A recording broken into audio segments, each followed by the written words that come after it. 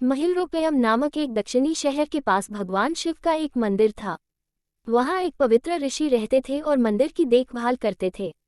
वे भिक्षा के लिए शहर में हर रोज जाते थे और भोजन के लिए शाम को वापस आते थे। वे अपनी आवश्यकता से अधिक एकत्र कर लेते थे और बाकी का बर्तन में डालकर गरीब मजदूरों में बांट देते थे, जो बदले में मंदिर की सफाई करते थे और उसे सजावट का काम किया करते थे। उसी आश्रम में एक चूहा भी अपने बिल में रहता था और हर रोज कटोरे में से कुछ न कुछ भोजन चुरा लेता था।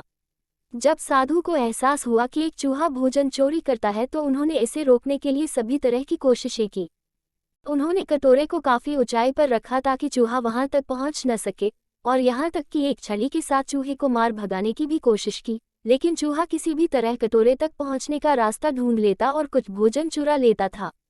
एक दिन एक भिक्षुक मंदिर की यात्रा करने के लिए आए थे, लेकिन साधु का ध्यान तो चूहे को डंडे से मारने में था और वे भिक्षुक से मिल भी नहीं पाए। इसे अपना अपमान समझ भिक्षुक क्रोधित होकर बोले, आपके आश्रम में फिर कभी नहीं आऊंगा, क्योंकि लगता है मुझसे बात करने के अलावा आपको अन्य काम ज्यादा महत्वपूर्ण लग रहा है। साधु विनम्रतापूर्वक चूहे से जुड़ी अपनी परेशानियों के बारे में भिक्षुक को बताते हैं कि कैसे चूहा उनके पास से भोजन किसी न किसी तरह से चुरा ही लेता है। ये चूहा किसी भी बिल्ली या बंदर को हरा सकता है अगर बात मेरे कटोरे तक पहुंचने की हो तो। मैंने हर कोशिशें की है, लेकिन वो हर बार किसी न किसी तरीके से भोजन चुरा ही लेता है। भिक्षुक ने साधु की परेशानियों को समझा और सलाह दी, चूहे में इतनी शक्ति, आत्मविश्वास और चंचलता के पीछे अवश्य ही कुछ न कुछ कारण होगा। मुझे यकीन है कि इसने बहुत सारा भोजन जमा कर रखा होगा और यही कारण है कि चूहा अपने आप को बड़ा महसूस करता है और इसी से उसे ऊंचा कूदने की शक्ति मिलती है।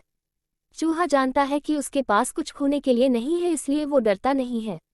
इस प्रकार साधु और भिक्षुक निष्कर्ष निकालते हैं कि अगर वे चूहे के बिल तक पहुंचने में सफल होते हैं तो वे चूहे के भोजन के भंडार तक पहुंचने में सक्षम हो जाएंगे। उन्होंने फैसला किया कि अगली सुबह वो चूहे का पीछा करेंगे और उसके बिल तक पहुंच जाएंगे। अगली सुबह वो चूहे का पीछा करते हैं और उसके बिल के प्रवेश द्वार तक पहुंच जाते हैं। जब वो खुदाई शुरू करते हैं तो देखते हैं कि चूहे ने अनाज का एक विशाल भंडार बना रखा है। फौरन ही साधु ने सारा चुराया गया भोजन एकत्र करके मंदिर में ले जाते हैं। वापस आने पर अपना सारा अनाज गायब देख चूहा बहुत दुखी हुआ और उसे इस बात से गहरा झटका लगा और उसने सारा आत्मविश्वास खो दिया। अब चूहे के पास भोजन का भंडार नहीं था, फिर भी उसने फैसला किया कि वो फिर से रात को कटोरे से भोजन चुराएगा।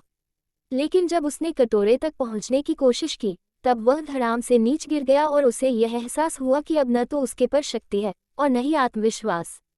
उसी समय साधु ने भी छड़ी से उस पर हमला किया। किसी तरह चूहे ने अपनी जान बचाई और भागने में कामयाब रहा और फिर वापस मंदिर कभी नहीं आया। यदि हमारे पास भी संसाधनों की कमी न हो तो हम में भी अद्भुत शक्तियां और आत्मविश्वास की कमी कभी नहीं